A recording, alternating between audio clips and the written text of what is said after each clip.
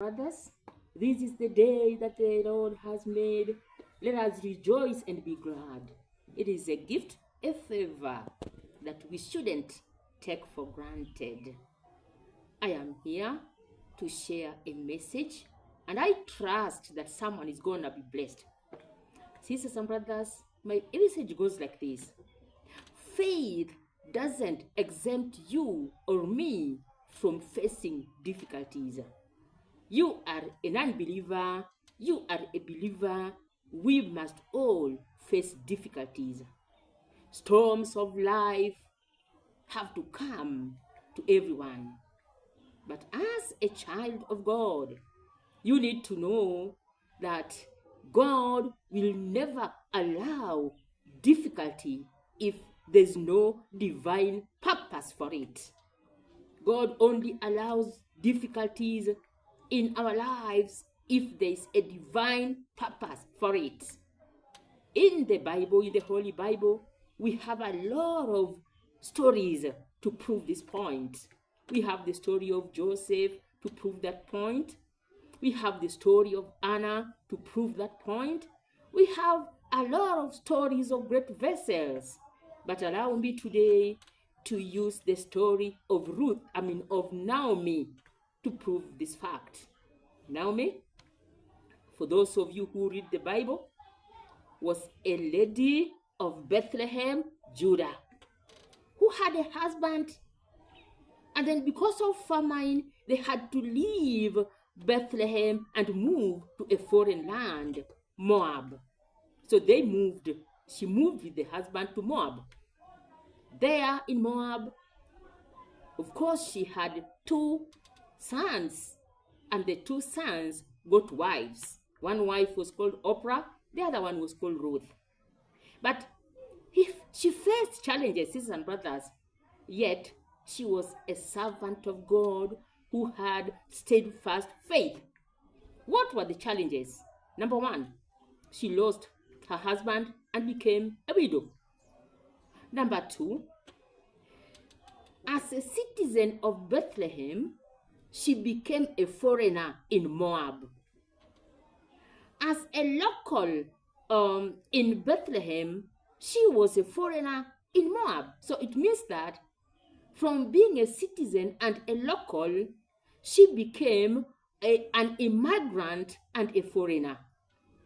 And then the husband died, she became a widow. And then the sons died, and she was left a bereaved lady. So this lady was very bitter, and she believed that God was working against her. She was very bitter, and she could always talk about it, that God's hand is against her. But she never stopped her trust in God. She never diverted to other foreign gods. She never changed. She remained steadfast, even with the bitterness. So you know what happened? It reached a point when they had to go back to Bethlehem, Judah, because things had improved. Now she faced the 2 ladies, the 2 widows, and told them that they should go back to their parents and get themselves husbands, because she was going back home and she didn't want the women to go through the same experience that she had gone. So she requested them, pleaded with them, but finally Oprah accepted to go back to her parents, but Ruth refused. That is when Ruth told her, where you go, I will go. Your God will be my God. Your people will be my people. So they went back with Ruth, a poor widow, with another daughter-in-law who also had become a widow. So what happened?